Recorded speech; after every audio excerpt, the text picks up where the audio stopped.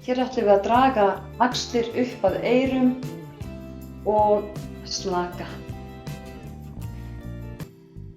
Draga axlir upp að eyrum, kíkjum upp í loft og nuttum hnakkanum niður í axlirnar. Þannig að við myndum svona einhvers konar sjálfsnudd. Gerum þetta nokkrum sinnum á víxl vinstri hægri, 4, 3, 2, 1 og slaka.